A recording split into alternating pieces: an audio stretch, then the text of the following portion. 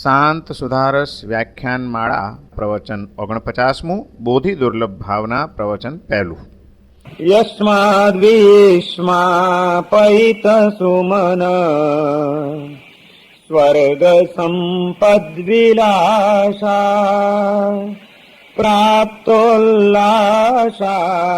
પુનરપિ જની સત્કુલે ભૂરી ભાગે બ્રહ્માદ્વૈત પ્રગુણ પદવી પ્રાપકમ નિસપત્નમ તદ્દુષ્પ્રાપમ વૃષમુરુધિય સેવ્યતામ બોધિરત્નમ. પરમ જ્ઞાની મહોપાધ્યાય વિનય વિજયજી મહારાજ શાંત સુધારસ નામના આ ગ્રંથમાં અશાંતિથી ઘેરાયેલું આપણું ચિત્ત કઈ રીતે જીવનનો સાચી શાંતિનો અનુભવ કરી શકે એ માટે તત્વ ચિંતનનો એક માર્ગ આપણને બતાડી રહ્યા છે. જ્યાં સુધી વ્યક્તિ વિશ્વની વાસ્તવિકતાઓનું દર્શન કરતો અને ચિંતન કરતો ન થાય ત્યાં સુધી એના ચિત્તમાં શાંતિનો અનુભવ થવો અશક્ય વાત છે. અને એ વાસ્તવિકતાનું દર્શન કરવામાં જાતનો પણ વિચાર કરવો પડશે, જગતનો પણ વિચાર કરવો પડશે. અને જાત અને જગતના સંપર્કથી ઉભા થતા સંયોગો, સંબંધો, પરિસ્થિતિઓ એ બધાનો જ ઊંડાણથી જયારે આપણે વિચાર કરીશું ત્યારે એક વાસ્તવિક દર્શન આપણને વસ્તુ સ્થિતિનું થઈ શકશે. અને એ વાસ્તવિક દર્શન જ આપણા ચિત્તને કોઈક એવું સમાધાન આપી જશે જે ખરેખર આપણી શાંતિનું કારણ બની જશે.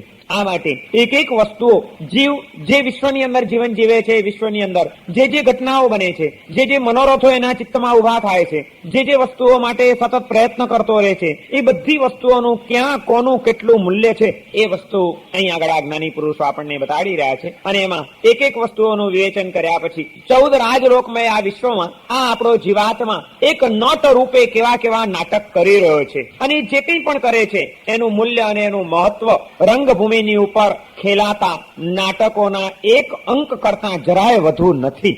આ વસ્તુ 11મી લોકસ્થિતિ ભાવનાની અંદર સમજાવીને હવે 12મી ભાવનાનો પ્રારંભ કરે છે વિનય વિજયજી મહારાજ. એ 12મી ભાવનાનું નામ છે બોધિ દુર્લભ ભાવના. બોધિ દુર્લભ વ્યક્તિ જે સંસારમાં જીવન જીવે છે એ સંસારની અંદર એની એક એવી કામના છે કે મને વધુ ને વધુ સુખ મળે, શાંતિ મળે, આનંદ મળે. એ માટે એ સતત પ્રયત્ન કરતો જ રહે છે, કંઈક ને કંઈક, કંઈક ને કંઈક, કંઈક ને કંઈક. અને જે કંઈ પણ મેળવવા માટે પ્રયત્ન કરે છે એ એને કંઈક એનું મહત્વ સમજાવ્યું હોય છે. જીવને જેનું મહત્વ સમજાય એ મેળવવા માટે કંઈક ને કંઈક સતત પ્રયત્ન કરે. અને એ માટે આપણો આ જીવાત્મા અનાદિકાળથી અનેક વસ્તુઓને મેળવવા માટે સતત દોડધામ મચાવી રહ્યો છે, ગળમથલ કરી રહ્યો છે. અને કંઈક ને કંઈક કદાચ એ પામી પણ રહ્યો છે. પરંતુ આજ સુધી ઘણા પ્રયત્નો કરીને, ઘણી ગળમથલોમાંથી પસાર થઈને અને ઘણા તત્વો મેળવીને પણ એની અંદરની જે શાંતિની ભૂખ હતી, પરમ સુખની એની જે ઝંખના હતી, એ ઝંખના પૂર્ણ થઈ છે કે કેમ એક વિચારણીય પ્રશ્ન ઉભો થાય છે જયારે આપણા ચિત્તની સામે. ત્યારે અહીં આગળ આ જ્ઞાની પુરુષો આપણને કહે છે કે ભાઈ ઉભા રહો, સતત આ મેળવી લઉં, આ મેળવી લઉં, આ મેળવી લઉં, આ મેળવી લઉં, આ જ એક તરંગોમાં તમે રાચ્યા કરશો અને એ માટે સતત તમે દોડ્યા કરશો એટલા માત્રથી કંઈ નહીં વળે. જે કંઈ પણ મેળવવા માટે તમે ગતિશીલ બન્યા છો, પ્રવૃત્તિશીલ બન્યા છો, એ બધામાં પણ આ વિશ્વની અંદર ખરેખર શું મેળવવું દુર્લભ છે, મુશ્કેલ વસ્તુ કઈ છે, મૂલ્યવાન વસ્તુ કઈ છે જેને મેળવવા માટે ખૂબ પ્રયત્નો કરવો પડે અને મળ્યા પછી જીવનની ધન્યતાને પામી જવાય એવી ખરેખર દુર્લભ કહી શકાય એવી વસ્તુઓ કઈ છે એનો પહેલા તમે વિચાર કરી લો. જ્યાં સુધી સુલભ શું છે અને દુર્લભ શું છે એ સમજાશે નહીં અને ખરેખર જે દુર્લભ વસ્તુ છે એનો ખ્યાલ જ્યાં સુધી આવશે નહીં ત્યાં સુધીના તમારા પ્રયત્નો એ હંમેશા મિથ્યા પ્રયત્નો રહેવાના છે, ઊંધા પ્રયત્નો રહેવાના છે, અધૂરા પ્રયત્નો રહેવાના છે. અને એ ઊંધા પ્રયત્નો તમને સુખને બદલે દુઃખની અનુભૂતિમાં, શાંતિને બદલે અશાંતિની જ્વાળાઓમાં અને જીવનની સ્વસ્થતાને બદલે વ્યાકુળતા અને વિષમતાઓમાં તાણી જનારા જ પુરવાર થવાના છે. પ્રયત્ન જરૂર કરો, મૂલ્ય અને મહત્વ જરૂર આંકો, પરંતુ એ માટેની સાચી સમજણ પ્રાપ્ત કરી લો કે આ વિશ્વની અંદર શું મેળવવું અત્યંત દુર્લભ છે.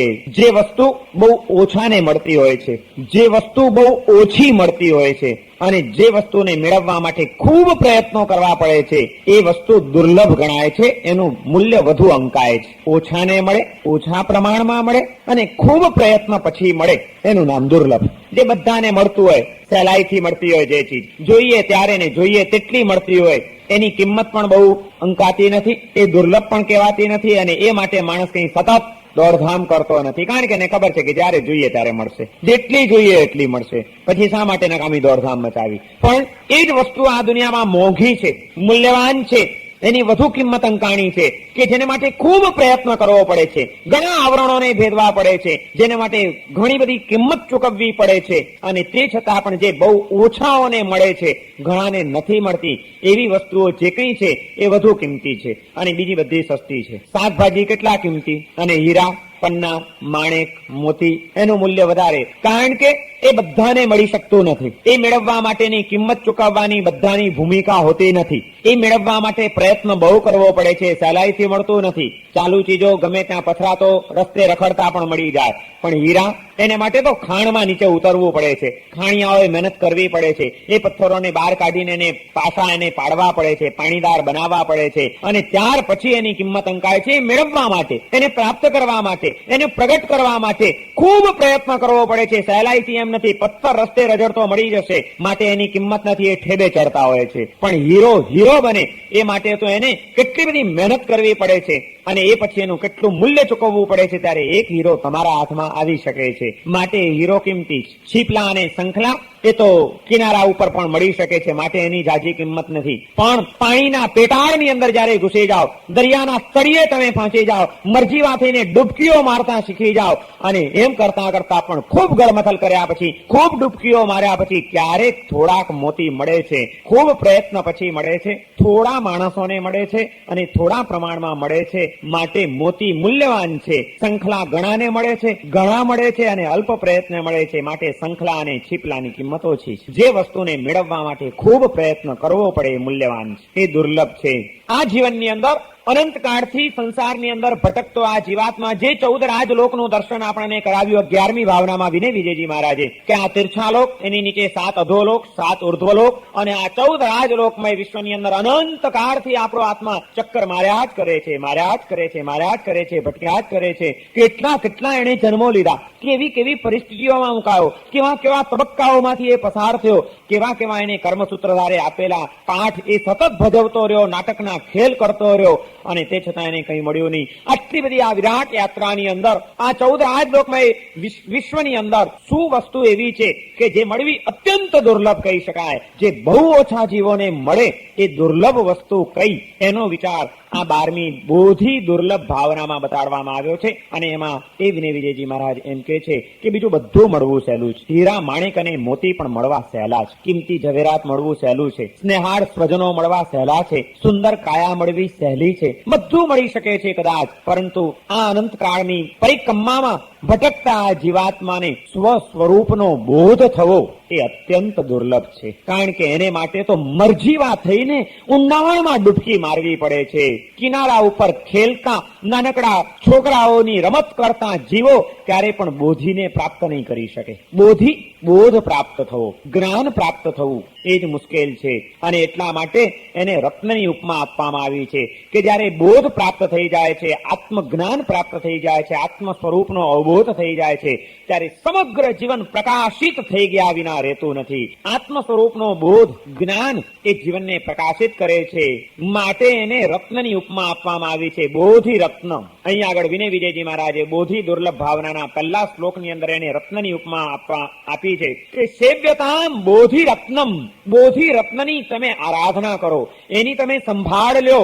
એ પ્રાપ્ત થયું ન હોય તો એને પ્રાપ્ત કરવા માટે મરજીવા બનો. કદાચ પ્રાપ્ત થયું હોય તો જોજો આ મોતી, આ રત્ન એ ક્યાંક પાછું હાથમાંથી ચાલ્યું ન જાય, માટે સતત એની સંભાળ લેજો. સેવ્યતામ બોધિ રત્નમ, એને સેવો, એને સંભાળો, એને વિકસાવો. બોધ એ આત્મ તત્વને અને સમગ્ર જીવનને પ્રકાશિત કરે છે. જેમ રત્ન એ પ્રકાશના કિરણો વેરે છે, એમ આત્મ સ્વરૂપનો અવબોધ એ સમગ્ર જીવનની અંદર પ્રકાશના કિરણો વેરે છે. અને એટલા માટે એની રત્નની ઉપમા આપીને આવું બોધિ રત્ન એ આ અનંત કાળની પરિક્રમામાં પ્રાપ્ત થવું અત્યંત દુર્લભ છે. એને માટે માત્ર બહારની રમત કર્યા કરશો એથી કંઈ નહીં વળે. સંત કબીર એકવાર ચાલ્યા જતા હતા. ચાલતા ચાલતા દરિયા કિનારે પહોંચ્યા છે અને દરિયા કિનારાના એ પટ્ટા ઉપર ચાલતા આગળ વધે છે. ત્યાં જોયું તો કેટલાક માણસો ત્યાં આગળ હાથમાં ચાળણી લઈને દરિયાની રેતી ચાળી રહ્યા હતા. રેતીના ખોબા ભરી ભરીને ચાળણીમાં નાખે અને ચાળણીથી આમ ચાળ્યા કરે. રેતી ઢગલા થઈ ગયા છે રેતીના. કબીર ત્યાં આગળ ઉભા રહી જાય છે અને પેલા ભાઈઓને પૂછે છે કે ભાઈ તમે શું કરો છો? આ શું ચાળી રહ્યા છો? તમારું કંઈ ખોવાઈ ગયું છે? કોઈની વીંટી પડી ગઈ છે? કોઈનું કંઈ ઘરેણું પડી ગયું છે? કોઈનું ઝવેરાત પડી ગયું છે? દરિયા કિનારે ફરતા ફરતા સંભવ છે કોઈનું કંઈ પડી ગયું હોય અને એ આ દરિયાની રેતીમાં ખોવાઈ ગયું એટલે તમે કદાચ શોધવા માટે મહેનત કરતા હો. તમે શું કરો છો? ત્યારે પેલા ભાઈઓ કે છે કે ના એવું તો કઈ નથી, અમારું ખોવાયું તો કઈ નથી. તો કે તો તમે આ ચાળણીમાં રેતી લઈ લઈને શા માટે ચાળો છો? તો કે અમારે મોતી જોઈએ છે એટલા માટે અમે ચાળીએ છીએ. અને અમે સાંભળ્યું છે કે મોતી સમુદ્રમાંથી મળે છે, સમુદ્રમાં ઉત્પન્ન થાય છે. એ મોતીને મેળવવા માટે સમુદ્રમાં મોતી મળે તો આ પણ સમુદ્રની રેતી છે એટલે અમે માની લીધું કે અહીં કદાચ મોતી મળી શકે એટલા માટે આ ચાળણીમાં ચાળી ચાળીને અમે જોઈ રહ્યા છીએ કે ક્યાંય મોતી મળે.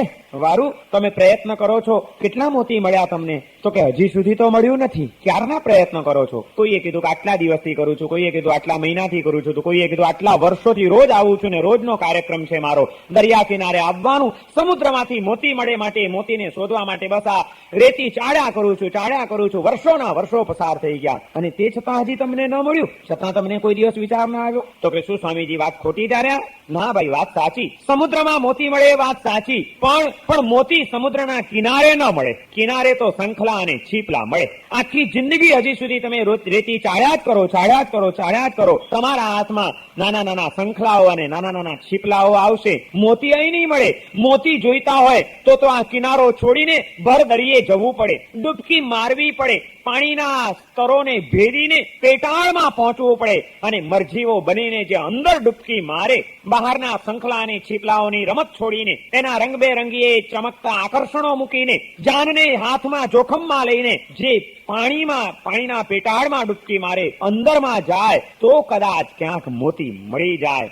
મોતી મેળવવા માટે મરજીવા થવું પડે. કિનારે રમત કરવાથી ન ચાલે. વિનય વિજયજી મહારાજ આપણને કહે છે કે જે આનંદની ખોજમાં, જે સુખની શોધમાં, જે શાંતિની કલ્પનામાં આપણો આ જીવાત્મા નીકળી પડ્યો છે, સંસાર સમુદ્રના કિનારા ઉપર એને કિનારે જે કંઈ પણ એને શંખલા અને છીપલા મળે છે એની જે શોધમાં ભટક્યા કરે છે એ રેતી ચાળ્યા જ કરે છે. કદાચ મને આ પરિવારમાંથી સુખ મળી જાય, કદાચ મને આ સ્નેહાળ સ્વજન થોડુંક સુખ આપી દે, કદાચ મને આ બજારમાંથી સુખના સાધનોમાંથી આનંદની અનુભૂતિ થઈ જાય. સતત બાહ્ય જગતના ભૌતિક પદાર્થો, ભૌતિક સંબંધો, ભૌતિક એષણાઓ અને એ બધામાં કોઈ સ્થાયી સુખની, કોઈ પરમ આનંદની, કોઈ સઘન શાંતિની ખોજ કરવા માટે સતત આપણો જીવાત્મા વલખા મારી રહ્યો છે.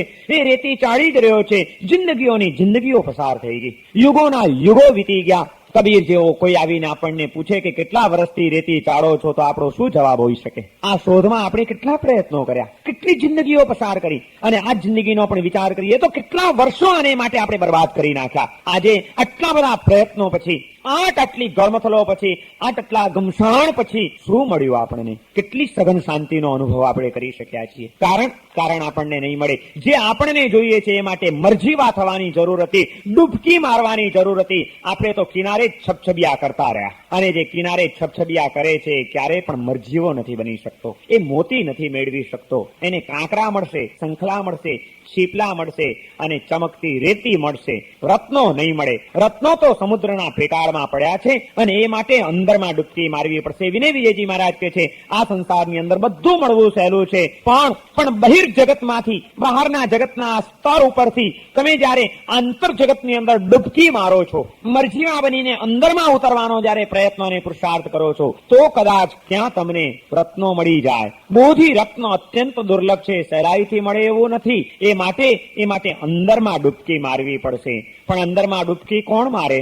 જેને ખબર હોય કે આ અંદરમાં કંઈક મોતી મળે એમ છે અને એ મેળવવાની જેને ઝંખના હોય, સમજણ હોય અને ઝંખના હોય એ જ અંદરમાં ડૂબકી મારવાનો પ્રયત્ન અને પુરુષાર્થ કરે. અને આવી સમજણ, આવી ઝંખના અને આવા પ્રયત્નો ક્યાં આગળ શક્ય બને? જ્યાં શક્ય બને એમ હોય ત્યાં જ આત્મ સ્વરૂપનો બોધ થઈ શકે છે, ત્યાં જ બોધિ રત્નની પ્રાપ્તિ થઈ શકે છે. અને એ માટેના જે બાહ્ય અનુકૂળ સંયોગો છે એ પણ કેટલા બધા મુશ્કેલ છે એનો વિચાર આ 12મી ભાવનામાં કરવાનો છે. 12મી ભાવનાની અંદર જીવની આખી વિકાસ યાત્રા યાત્રાનો એક નકશો આપણને વિનય વિજયજી મહારાજ બતાડી રહ્યા છે હવે કે આત્મ સ્વરૂપના બોધ સુધી પહોંચવા માટે જીવે વિકાસના કેટલા તબક્કાઓ એક પછી એક પસાર કરવા પડે છે અને ત્યારે બોધિની પ્રાપ્તિ થઈ શકે છે. જો આ જીવનો આદ્ય બિંદુ તપાસવા જઈશું તો દરેક સંસારી કોઈ પણ જીવાત્મા અનંત કાળથી સતત આ સંસારની અંદર એક એવી અવસ્થામાં જીવન જીવ્યો છે કે જ્યાં આગળ એની ચેતનાનું લગભગ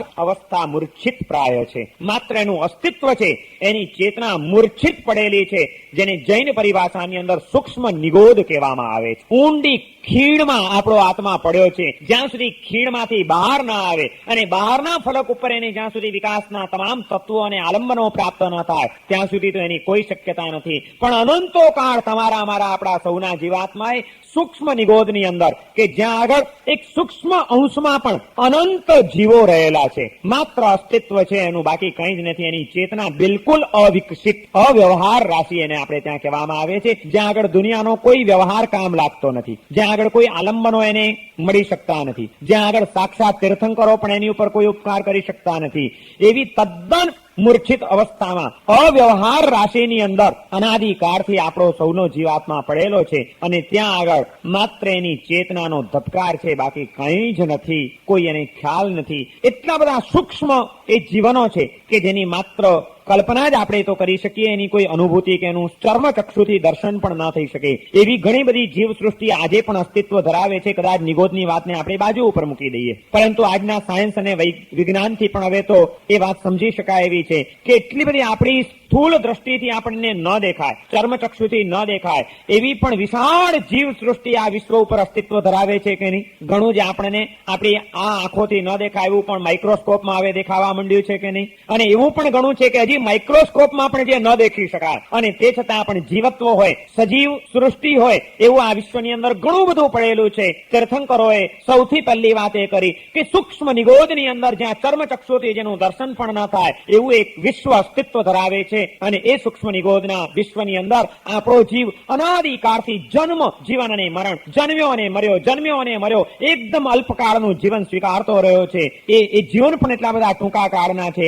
એક આંખનો પલકારો મારીને ખોલીએ, આંખના પલકારામાં 17.5 ભવ થઈ જાય. સૂક્ષ્મ નિગોધમાં 17.5 ભવ એટલે 18 વખત જન્મે અને 17 વખત મરે. 17.5 ભવ આંખના એક પલકારામાં થઈ જાય સૂક્ષ્મ નિગોધની અંદર. એવી અવસ્થામાં આદ્ય કાળની અંદર આપણા સૌનો જીવાત્મા અવ્યવહાર રાશિમાં અનંત કાળ સુધી પડ્યો રહ્યો. ત્યાં આગળ એને આત્માનો વિચાર ક્યાં હોય, આત્માનું જ્ઞાન ક્યાં હોય, આત્માનો અનુભવ ક્યાં હોય. બોધિ ખરેખર દુર્લભ છે. આવા અનંત કાળની અંદર પડેલા જીવને બોધની કોઈ કલ્પના કે બોધની કોઈ ભૂમિકા પ્રાપ્ત થાય એ અશક્ય વાત હતી અને તે છતાં પણ ત્યાં આગળ આપણા જીવનું જીવન હતું. એવા એ સૂક્ષ્મ નિગોધની અંદર અવ્યવહાર રાશિની અંદર જ્યાં આગળ દુનિયાના કોઈ વ્યવહારો કામ નથી કરતા, કોઈ આલંબનો ત્યાં આગળ ઉપયોગમાં નથી આવતા, કોઈ વિકાસનું પગથિયું ત્યાં આગળ પ્રાપ્ત નથી થઈ શકતું, એવા એ જીવનની અંદર અવ્યવહાર રાશિમાં અનંતકાળ પસાર કરીને જન્મ અને મરણ તો છે જ, અકામ નિર્જરા, ભલે સ્વેચ્છાએ નહીં પણ એ પણ એક દુઃખ છે. જન્મ એ પણ એક દુઃખ છે અને મૃત્યુ એ પણ એક દુઃખ છે. જન્મનું પણ દુઃખ હોય છે અને મૃત્યુનું પણ દુઃખ હોય છે. એ જીવ જયારે એમાંથી પસાર થતો હોય છે ત્યારે એની સંવેદના અને એની અનુભૂતિ હોય છે. દુર્ભાગ્ય છે આપણું કે પછી એ દુઃખોને આપણે ભૂલી જઈએ છીએ. કઈ વ્યક્તિ એવી હશે આ સંસારની અંદર કે જેણે જન્મનું દુઃખ ન માણ્યું હોય. જન્મ એ જો દુઃખનું કારણ ન હોત, જન્મ એ જો દુઃખનો જ એક તબક્કો ન હોત તો ક્યારેય પણ જન્મતી વખતે જીવ રડતો ન હોત. પૂછી આવો કે આપણે જન્મ્યા ત્યારે આપણે રડતા હતા કે હસતા હતા? રુદન એ દુઃખની પ્રતિક્રિયા છે. અંદર દુઃખની જે સંવેદના છે, અનુભૂતિ છે, એ દુઃખની અભિવ્યક્તિ, એનું નામ છે રુદન. અને જન્મ જયારે આપણો થયો માતાના કુક્ષીએથી તે વખતે પણ ભયંકર દુઃખમાંથી જ આપણે પસાર થયા હતા. એ જન્મ એ દુઃખનું કારણ હતું, જન્મ એ દુઃખની ક્રિયા હતી, માટે જન્મતી વખતે માણસ રડે છે. જૈન દર્શને આ પાયાથી વિચાર કર્યો છે. સામાન્યથી આખું જગત મૃત્યુને દુઃખનું કારણ માનતું હોય છે, ત્યારે જૈન દર્શને જન્મને દુઃખનું કારણ માન્યું છે. એણે એમ કીધું કે મૃત્યુ એ તો સજા છે. તમે જન્મનો ગુનો કર્યો એટલે મૃત્યુની સજા તમારી નક્કી થઈ ગઈ. સાચો જૈન ક્યારે પણ મૃત્યુથી ગભરાનારો ન હોય. એને ડર હોય તો જન્મનો હોય. એ સમજતો જ હોય કે જો જન્મનો ગુનો કર્યો તો આ તંત્રની અંદર મૃત્યુની સજા એ જ પડે, નિશ્ચિત થઈ જાય છે.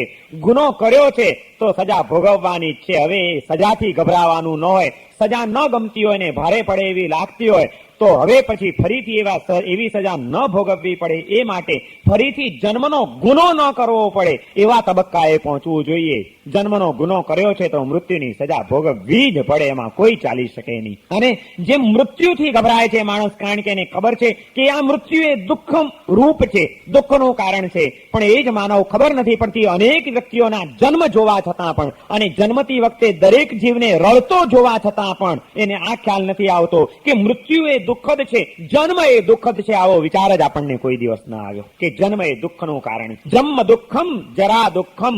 આગમ ગ્રંથોની અંદર પણ કીધું કે પહેલું દુઃખ જન્મનું દુઃખ છે, પછી જીવનના દુઃખો શરૂ થાય છે, અને દુઃખની યાત્રા ચાલતા ચાલતા મૃત્યુ એ દુઃખનું છેલ્લું સ્ટેશન છે, અને ત્યાં આગળ આ જીવનના દુઃખનો અંત આવે છે. વળી પાછા નવા તબક્કામાં જન્મથી તમારો પ્રવેશ થાય છે. જન્મ એ દુઃખનું કારણ છે. 17.5 વખત જન્મ મરણ થાય, 18 વખત જન્મવાનું ને 17 વખત મરવાનું, આ બંને પ્રકારના દુઃખો સહન કરતા કરતા આત્મા ઉપરથી કંઈક કર્મની લઘુતા થાય, કંઈક કર્મનો ભાર હળવો થાય, એની ભવિતવ્યતાનો પરિપાક થાય, ત્યારે અવ્યવહાર રાશિમાંથી, એ સૂક્ષ્મ નિગોદમાંથી આપણો જીવ વ્યવહાર રાશિમાં, કે જ્યાં આગળ હવે ચર્મચક્ષુથી દેખી શકાય એવા જીવનો છે, એવી અવસ્થાઓ છે, એવી બાદર નિગોદની અંદર, કે જે નિગોદ લીલફૂલમાં પણ જીવ છે, એ સજીવ તત્વ છે. એ તીર્થંકરોએ તો હજારો વર્ષ પહેલા કહેલું જ હતું. હવે એનું વિજ્ઞાન પણ આ દેખાતી લીલફૂલની અંદર સજીવતા છે એ સત્યને સ્વીકારતું થઈ ચુક્યું છે.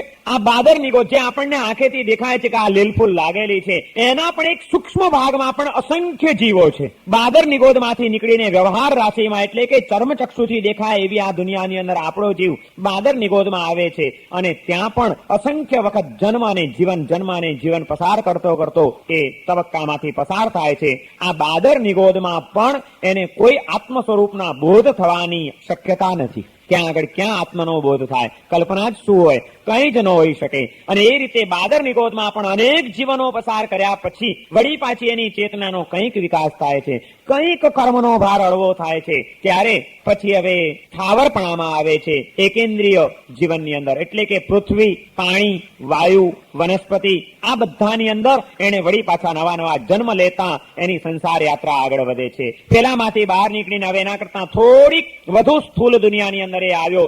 એ ક્યારેક ભીંડામાં જઈને ભરાયો, એ ક્યારેક કાકડીમાં જઈને અટવાયો, એ અનેક જાતની વનસ્પતિઓમાં પણ એને જન્મ લીધા. જન્મ લઈને સજીવપણે એ કોકના દ્વારા કપાયો, રંધાયો, બફાયો, અને એ દુઃખો સહન કરતા કરતા એ વળી પાછી ક્યારેક એકેન્દ્રિયમાં પણ અનેક તબક્કાઓમાં પસાર થયો. ક્યારેક એ પાણીના જીવ રૂપે આવ્યો, ક્યારેક એ વાયુના જીવ રૂપે આવ્યો, ક્યારેક એ વનસ્પતિમાં બંધાયો, પણ આ બધા એકેન્દ્રિયના જીવન હતા. અને એ એકેન્દ્રિયના જીવન જીવતા જીવતા પણ એમાંથી કંઈક કર્મની હળવાશ થાય, કંઈક કર્મની લઘુતા થાય, ત્યારે એકેન્દ્રિયમાંથી હવે વિકલેન્દ્રિયમાં, એટલે બેન્દ્રિય, તેન્દ્રિય, ચૌરેન્દ્રિય, આ બધી ગતિઓની અંદર આવે. 5 આપણી ઇન્દ્રિયો, સ્પર્શનેન્દ્રિય, રસનેન્દ્રિય, ગ્રાહ્ય, આંખ ન હોય, કાન ન હોય, નાક ન હોય, એવી પણ ઘણી મોટી જીવ સૃષ્ટિ આ વિશ્વની અંદર પડેલી છે. છતાં જીવત્વ હોય. પાણીને આંખ ખરી, પાણીના જીવોને કાન, નાક, જીભ કંઈ જ નહીં, માત્ર એનું અસ્તિત્વ. વનસ્પતિ, ઘાસમાં પણ જીવ છે ને વૃક્ષના પાંદડામાં પણ જીવ છે.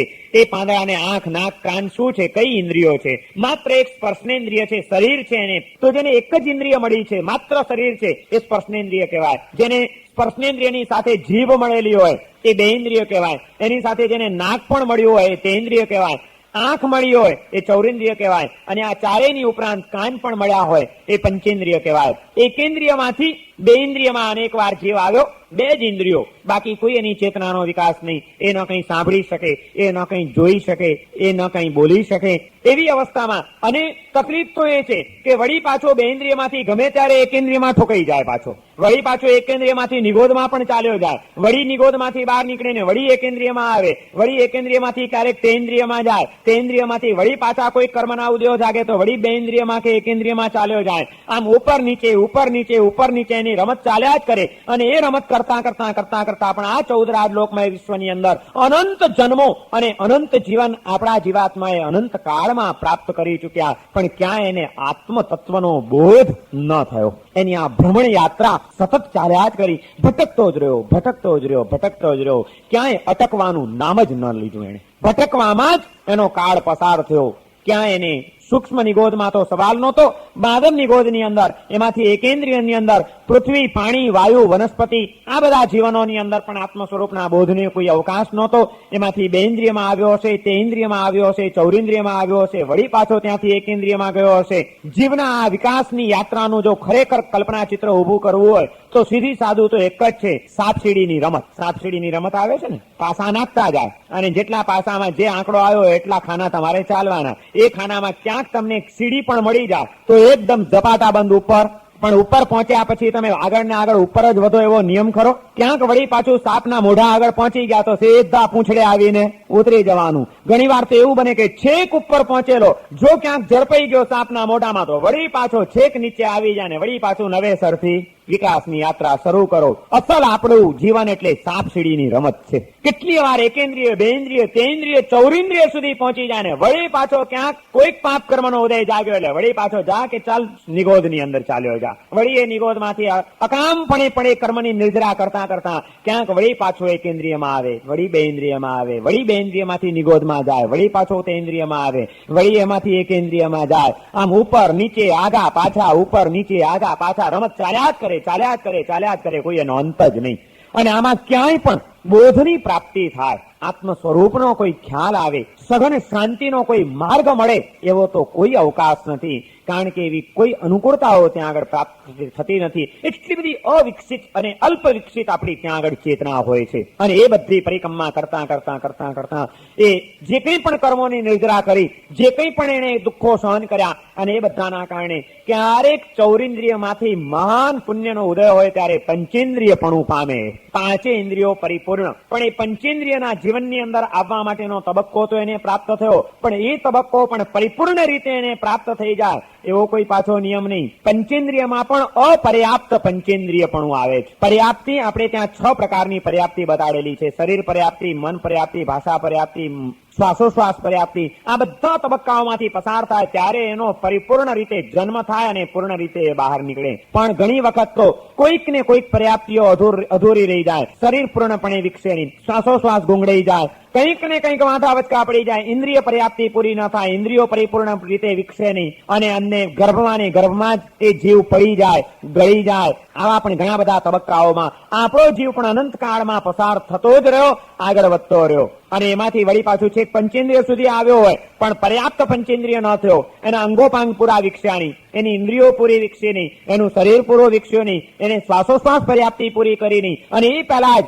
અંદર ને અંદર ગર્ભમાં જ ક્યાંક પાછું મૃત્યુ થઈ જાય, અને એ મૃત્યુ પામીને વળી પાછો લાગાવ્યો તો એકેન્દ્રિયમાં ચાલ્યો જાય. વળી પાછી નવેસરથી ચડવાની શરૂઆત કર, બે ઇન્દ્રિયમાં આવ, તેન્દ્રિયમાં આવ, ચૌરિન્દ્રિયમાં આવ, એમ કરતા આ પંચેન્દ્રિય સુધી આવ્યા પછી અપર્યાપ્ત પંચેન્દ્રિય થાય છે. એમાં પણ કદાચ કંઈક પુણ્યનો ઉદય અને પર્યાપ્ત પંચેન્દ્રિયપણું મળી જાય. શરીર પૂરું વિકસે, ઇન્દ્રિયો પૂરી વિકસે, શ્વાસોશ્વાસ બરોબર ચાલે, પર્યાપ્ત પંચેન્દ્રિયપણું મળ્યું. પણ એમાં પણ પાછું 2 પ્રકારના છે, અસંગની પર્યાપ્ત પંચેન્દ્રિયપણું અને સંગની પર્યાપ્ત પંચેન્દ્રિયપણું. સંગની એટલે જેને મન મળ્યું હોય.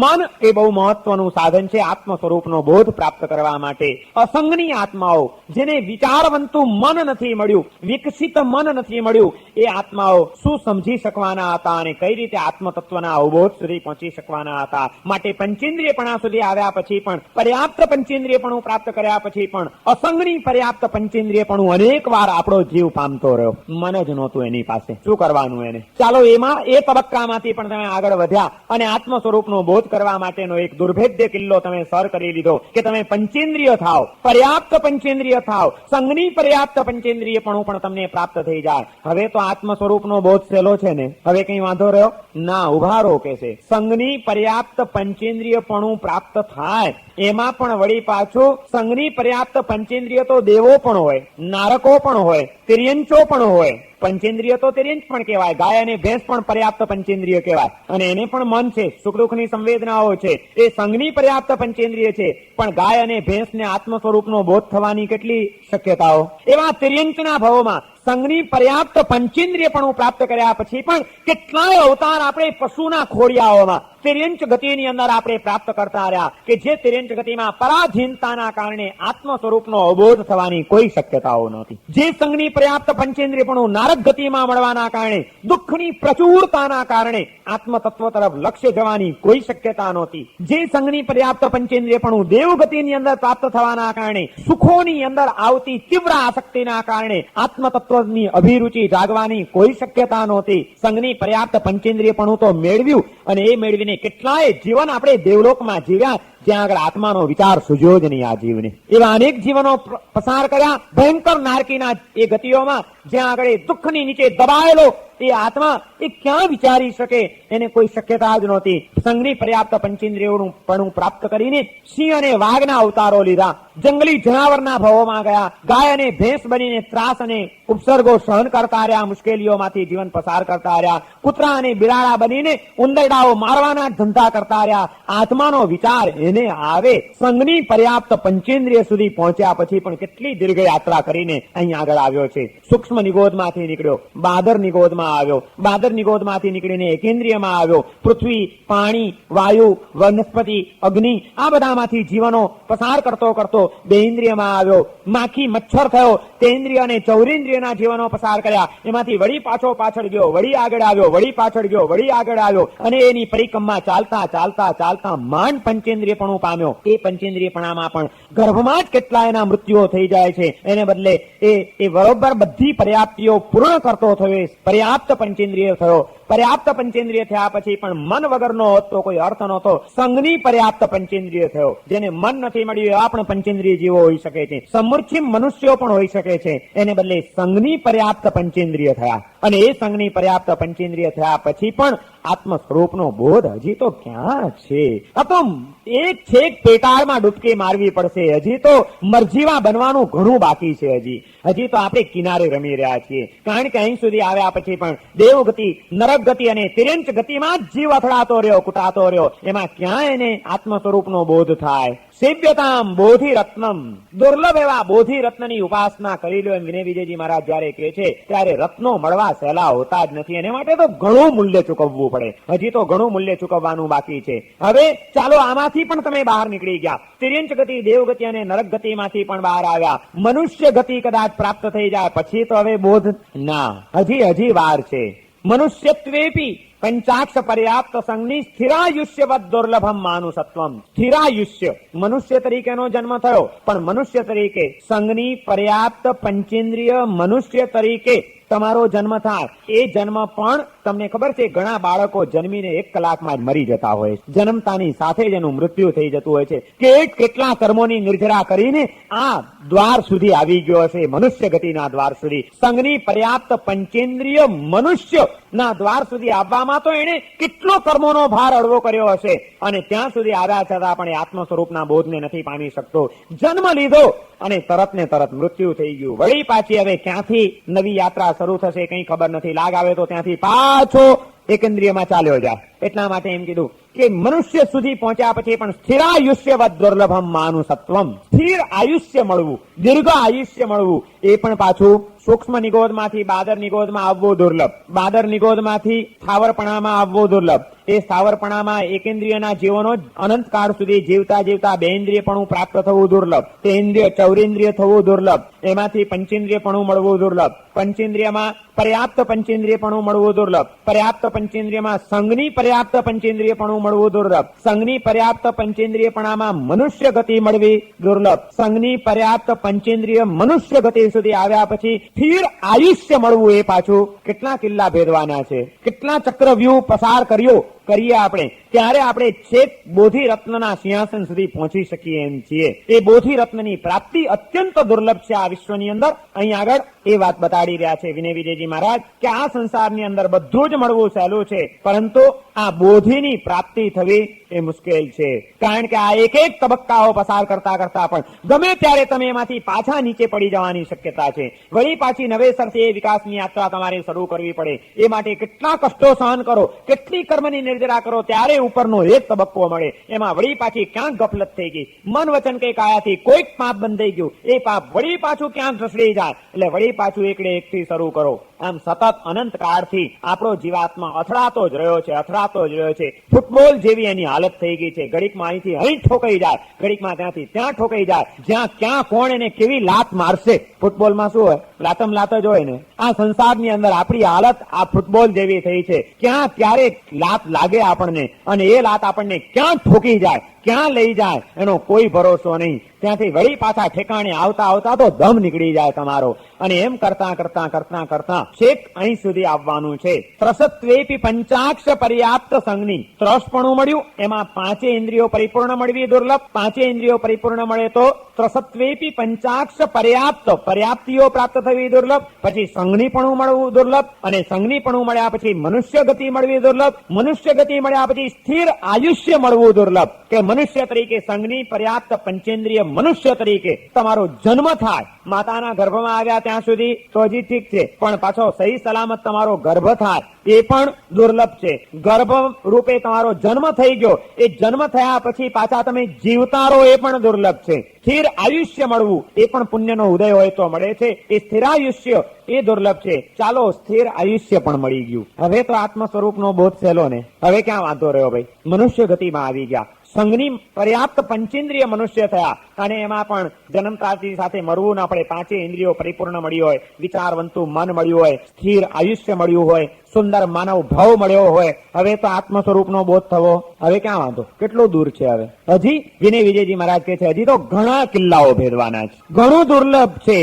દિલ્હી બહુ દૂર છે. હજી માની નહીં લેતા કે અમને મનુષ્યનો અવતાર મળી ગયો એટલે હવે અમારો બેડો પાર થઈ ગયો અને આત્મ સ્વરૂપનો બોધ અમને થઈ જવાનો છે. અહીં સુધી તો અનેક જીવો અનેક વાર આવ્યા ને આપણે પણ અનેક વાર ચક્કરો મારી ગયા છીએ અહીં સુધી, અને છતાં આપણે રખડતા રહ્યા છીએ કારણ કે આપણને બોધ પ્રાપ્ત થયો જ નથી. એ બોધ પ્રાપ્ત થવામાં હજી તો ઘણી વાર છે. સ્થિરાયુષ્યવત દુર્લભમ માનુસત્વમ મનુષ્યત્વેપી પંચાક્ષ પર્યાપ્ત સંજ્ઞી સ્થિરાયુષ્યવત દુર્લભમ માનુસત્વમ. અને એ મનુષ્ય મળ્યું, પણ એ મનુષ્ય ભાવ પાછો આર્ય દેશમાં મળવો દુર્લભ. મનુષ્ય તો થયા ક્યાંક અનાર્ય દેશની અંદર કોઈક અનાર્ય માતાની કુક્ષીએ મનુષ્ય સંજ્ઞી પર્યાપ્ત પંચેન્દ્રિય મનુષ્ય તરીકે જન્મ થયો તો ત્યાં આત્માનો વિચાર હોત કે સવારના પોરમાં આદિવાસી માની પેટે જંગલમાં જન્મેલા તીર કામઠા લઈને ક્યાં પંખી પાળવા ને ક્યાં વાઘસિંહને મારવા એનો વિચાર હોત. સસલા માર્યા કરતા હોત, પંખી પાળ્યા કરતા હોત, પંચેન્દ્રિય જીવોની હત્યા કર્યા કરતા હોત, અને મળેલા મનનો ઉપયોગ કેવી રીતે કોઈકને ફસાવા એમાં જિંદગી પૂરી કરીને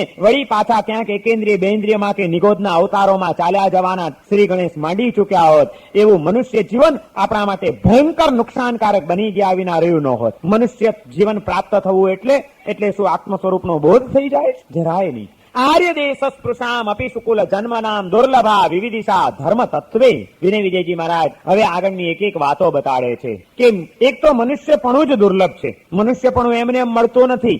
એક અનંત કાળની આ યાત્રામાં ક્યારેક જ આ મનુષ્ય જીવન મળે, અને એક વાર મળેલું જે ચાલ્યું ગયું પાછું જો ગુમાવી દીધું તો વળી પાછું ક્યારે મળે? એટલા માટે વિનય વિજયજી મહારાજ આપણને એક પ્રેરણા કરે છે કે બુદ્ધ્યતામ બોધિ અતિ દુર્લભા. જાગો એ આપણને જગાડે છે વિનય વિજયજી મહારાજ કે જાગૃત બની જાઓ, સજાગ બની જાઓ. બુદ્ધ્યતામ બોધિ અતિ દુર્લભા. બોધિ અત્યંત દુર્લભ છે, કારણ કે એ બોધિની પ્રાપ્તિ મનુષ્ય ભાવ સુધી આવ્યા પહેલા તો થતી જ નથી. મનુષ્ય ભાવ વિના તો વિચાર કરી શકે, મનથી સમજી શકે, આત્માના સ્વરૂપનું જ્ઞાન પ્રાપ્ત કરી શકે, એ પ્રાપ્ત કરેલા જ્ઞાનને અનુભવવા માટે સાધના કરી શકે. આ બધી સમજણની અને સાધનાની શક્યતાઓ સિવાય એક માત્ર માનવ બીજા કોઈને ઉપલબ્ધ થતી નથી. માટે બોધિરત્નની પ્રાપ્તિ માટે મનુષ્ય તરીકેનો જન્મ પ્રાપ્ત થવો એ અનિવાર્ય છે, અત્યંત જરૂરી છે. પણ એ મનુષ્ય ભાવ સુધી આવ્યા પછી પણ બોધિ સહેલું નથી. ચક્રી ભોજ્યાદિરીવ નર ભવો દુર્લભો ભ્રામ્યતામ ઘોર સંસાર કક્ષે. આ મનુષ્ય ભાવ પણ કેટલો દુર્લભ છે. ઉપમા આપી છે કે એક ચક્રવર્તીના રાજ્યની અંદર એક ભિખારી કંગાલ હાલતમાં જીવતો એકવાર ફરતો ફરતો ચક્રવર્તીની રાજસભામાં પહોંચી જાય છે. રાજસભામાં પહોંચી ગયો, એની કંગાલ હાલત જોઈને ચક્રવર્તીને દયા આવે છે. દયા આવે છે અને એને પૂછે છે કે ભાઈ, હું ચક્રવર્તી રાજા, સતખંડમાં મારું સામ્રાજ્ય, વિશાળ મારી પૃથ્વી, અખૂટ મારો વૈભવ, અને એ બધાની વચ્ચે તું આટલો બધો દરિદ્ર, આટલો બધો દુઃખી. હું સત્તાધીશ છું, હું શક્તિશાળી છું, તારા તમામ દુઃખો દૂર કરી શકું એમ છું. બોલ, તારે શું જોઈએ? આજે જોઈએ તે માગી લે. તું જે વરદાન માગીશ એ હું તને આપી દઈશ. પેલા ભિખારીએ વિચાર કર્યો કે શું માંગવું. વિચાર કરતા કરતા એને માગ્યું કે રાજન, એક કામ કરો, તમારા 6 ખંડના સામ્રાજ્યમાં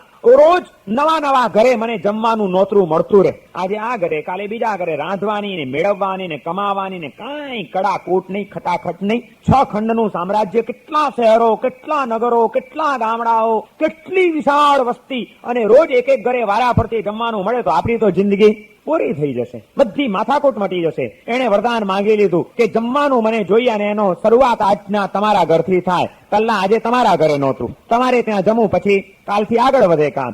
રાજાએ તથાસ્તુ કહી દીધું, અને એ ભિખારીનું કુટુંબ પહેલે જ દિવસે ચક્રવર્તીને ત્યાં ભોજન કરવા માટે જાય છે. ચક્રવર્તીને ત્યાં શું કમી ના હોય, એક એક અદભુત વસ્તુઓ એને ભોજન માટે મળે છે. અને એનો જે ચસ્કો લાગી જાય છે, એનો જે ચટકો લાગી જાય છે, મજા આવી ગઈ આને તો. બીજા દિવસે હવે બીજા ઘરોમાં જમવાનું થયું, પણ હવે પહેલે દિવસે ચક્રવર્તીના ટેસ્ટ માણ્યા છે એણે, એ ચસ્કા એને લાગ્યા છે. હવે બીજાની રસોઈ એને ભાવે, પણ શું કરે, એ તો હવે ચક્કર શરૂ થઈ ગયું. રોજ એક પછી એક લાઈનસર એક એક ઘર લેતા જવાનું. પેલો ભિખારી વિચાર કરે છે કે ક્યારે ચક્કર પૂરું થાય 6 ખંડનું, અને ક્યારે પાછું ચક્રવર્તીને ત્યાં મારો વારો જ છે. હવે તો આખો ચક્કર પૂરો કરીને ચક્રવર્તીનો વારો ક્યારે આવે એનો, એ પેલા તો એની જિંદગી પૂરી થઈ જાય. વિનય વિજયજી મહારાજ ઉપમા આપે છે, ચક્રી ભોજ્યાદિ રીવ નર ભવો દુર્લભો ભ્રામ્યતામ ઘોર સંસાર કક્ષે.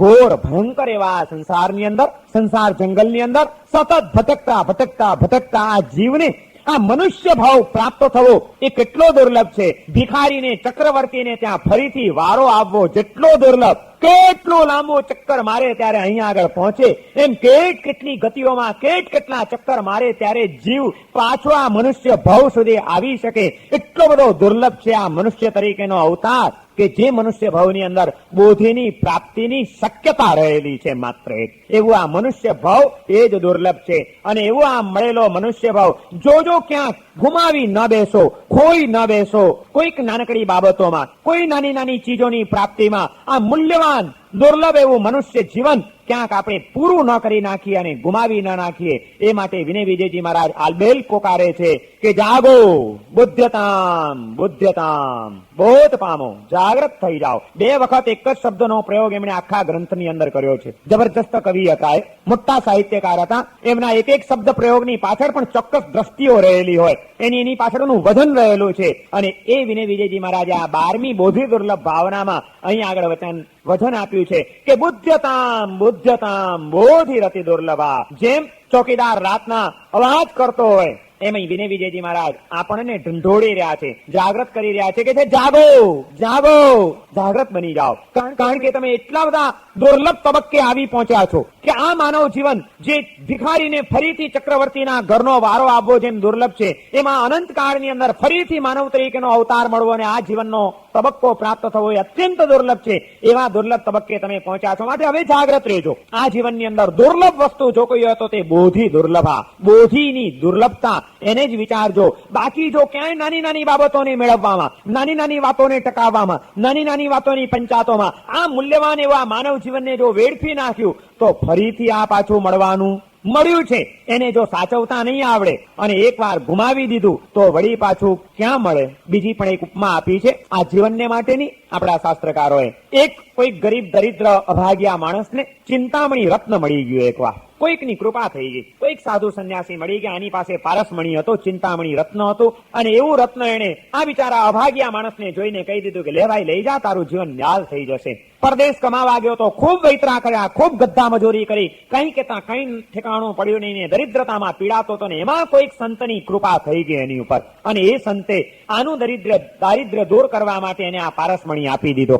ચિંતામણી રત્ન એને આપી દીધું અને કે લઈ જા, હવે આ બધી ભાંજગડ તું છોડી દે. અને વિચાર કર્યો કે હવે તો મને ધારું તે ઈચ્છું તે મળી શકે એમ છે. ચિંતામણી રત્ન જે ઈચ્છો તે પૂરું પાડે, આવું રત્ન મારી પાસે આવી ગયું છે. હવે મને શા માટે અહીં આગળ પડ્યા રહેવાની જરૂર શું? જાઉં પાછો ઘરે. ત્યાં આગળ મારી પત્ની છે, મારા દીકરાઓ છે, મારો પરિવાર છે, મારું ઘર છે, એ બધાની સાથે રહીશ, આનંદ કલ્લોલથી જીવન જીવીશ, જે જોઈએ તે બધું મળ્યા કરશે. શું તકલીફ છે? બસ હવે તો ઘર યાદ આવ્યું ને ઘરે પાછા જવા માટે વળે છે. કિનારે આવ્યો, નાવડામાં બેઠો, સમુદ્ર પાર કરીને પોતાના દેશમાં પહોંચવું છે. સમુદ્રમાં બેઠો છે પણ પારસમણી મળ્યા ન. તરંગો, એનો આનંદ, એના વિચારો, અને બસ આહા મને તો પારસમણી મળી ગયો. જિંદગીમાં કોઈ દિવસ કઈ જણે જોયું નથી અને આજે આવો ચિંતામણી રત્ન મળ્યું હોય એટલે થોડીક વાર થાય અને ડબ્બી ખોલે. કેવું રત્ન છે, કેવું મણી છે, આમ જોયા કરે, હાથમાં લઈ લઈને જુએ છે. હોડકું ચાલી રહ્યું છે, ભર સમુદ્રની વચ્ચે થી પસાર થઈ રહ્યું છે અને મોજા ઉછળી રહ્યા છે, વામ વામ ઉછળે છે. મોજાઓ એ નૈયા હાલક ડોલક ઊંચી નીચે થાય છે. એમાં પેલો બેઠો છે, મનના તરંગોમાં આમ કરીશ ને આમ કરીશ ને આમ કરીશ ને હાથમાં પેલો મણી જોયા કરે છે ને ખુશ થાય છે. અને એમાં એક તબક્કો આવ્યો, હાથમાં હતું એ ચિંતામણી રત્ન, આમ જોઈને હરખાય છે. એટલામાં એક જોરદાર તોફાનનું મોજું આવ્યું પાણીનું અને હોડકી આમ ઉછળી એટલે આમ આંચકો લાગ્યો અને હાથમાં રહેલો પેલું ચિંતામણી રત્ન, એ પારસમણી, એ ઉછાળામાં ઉછળીને ભર્યું ભર દરિયાની અંદર પેટાળમાં ચાલ્યું ગયું. આખી જિંદગી વૈતરા કરીને, હેરાન થઈને, પરેશાન થઈને, દુઃખોનો ભોગ બનીને, જિંદગી બરબાદ કરીને માંડ કોઈક સંતની કૃપા થઈ હતી અને એને ચિંતામણી રત્ન મળ્યું. પણ મળેલા એ ચિંતામણી રત્નને સંભાળતા ના આવડ્યું. અરખપદુડો થયો, તરંગોમાં રાખતો થયો, કલ્પનાઓમાં અટવાયો, જોઈને અરખાયો. માંડ મળેલું એ ચિંતામણી રત્નને ભોર દરિયે કે જ્યાં આગળ અંદર પણ ઉતરી ન શકાય એને એવી ઠેકાણે હોડકામાંથી એ પાછું રત્ન ચાલ્યું ગયું દરિયાના પેટાળમાં, ક્યાંય ઘૂસી ગયું. હોળી તો સડસડાટ કરતી આગળ વધી ગઈ. હવે એને ચિંતામણી રત્ન ક્યારે મળે પાછું? કેટલું દુર્લભ. વિનય વિજયજી મહારાજ અહીં આગળ એક ઉપમાઓ આપે છે કે જે રીતે સમુદ્રમાં પડી ગયેલું આ રત્ન એ પેલા તો મળવું દુર્લભ અને મળ્યા પછી જો એકવાર ગુમાવી દીધું તો એની પુનઃ પ્રાપ્તિ તો અતિ દુર્લભ. એમ આ અનંત કાળની અંદર ભટકતા આ સંસારી જીવાત્માને આત્મ સ્વરૂપનો બોધ થવો દુર્લભ અને એ બોધ થયાના તબક્કાઓ મળ્યા પછી જો એ જાગ્રત ન રહે અને ગુમાવે તો એની પુનઃ પ્રાપ્તિ તો અતિ દુર્લભ છે. અને એવી એની પુનઃ પ્રાપ્તિ ક્યાંક દુર્લભ ન બની જાય અને આજે જે સંયોગો મળ્યા છે એમાં આની દુર્લભતા ન ભૂલાઈ જાય એ માટે વિનય વિજયજી મહારાજ જાગ્રત કરે છે કે જાગો બુદ્ધતામ, બોધ પામો, સજાગ બની જાઓ, ગફલતમાં એક પણ ક્ષણ નહીં ગુમાવતા, નહીં તો આ મૂલ્યવાન જીવન તમારું ચાલ્યું જશે. એક વાત સમજી રાખજો, સંઘની પર્યાપ્ત પંચેન્દ્રિય મનુષ્ય સુધી તમે આવી ગયા છો એવું આ દુર્લભ માનવ જીવન, આ મનુષ્ય ભાવનો આંટો માત્ર આટા માટે ન થઈ જાય એની જાગૃતિ રાખજો. ખાધું પીધું મોજ કરી અને જીવન પૂરું કર્યું, આ મળે માનવ ભાવનો આંટો આટામાં પૂરો નથી કરવાનો. એ આટાને અનેક આટા તોડી નાખનારો બનાવવાનો છે. ભવના ફેરા ટળી જાય એવો આ ફેરો આપણો બની જાય તો મળેલું આ માનવ જીવન આપણા માટે સફળ છે. અને એવા આ માનવ જીવનમાં જ આત્મ સ્વરૂપનો બોધ થઈ શકે છે. પરંતુ એ આત્મ સ્વરૂપનો બોધ આવા માનવ જીવનમાં પણ કોને થાય અને ક્યારે થાય હજી સહેલું નથી. અહીં સુધી આવ્યા સૂક્ષ્મ નિગોદમાંથી નીકળીને કેટલા તબક્કાઓ ભેદ્યા. પહેલો સૂક્ષ્મ નિગોદ એ આપણું પહેલું સ્થાન, એમાંથી નીકળીને બીજું બાદર નિગોદમાં, બાદર નિગોદમાંથી સ્થાવરમાં, સ્થાવરમાં પછી ચોથું એકેન્દ્રિય, પછી દેન્દ્રિય, પછી તેન્દ્રિય, પછી ચૌરેન્દ્રિય, પછી પંચેન્દ્રિય, પછી અપર્યાપ્ત પંચેન્દ્રિય એટલે પર્યાપ્ત પંચેન્દ્રિય, પછી સંઘની પર્યાપ્ત પંચેન્દ્રિય, પછી સંઘની પર્યાપ્ત પંચેન્દ્રિયમાં પણ તિર્યંચ દેવ અને નરક, પછી સંઘની પર્યાપ્ત પંચેન્દ્રિય મનુષ્ય.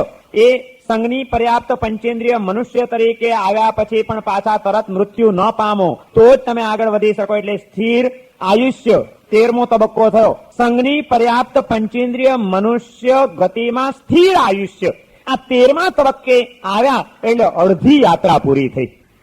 સર્વમંગલમાંગલ્યમ સર્વકલ્યાણકારણમ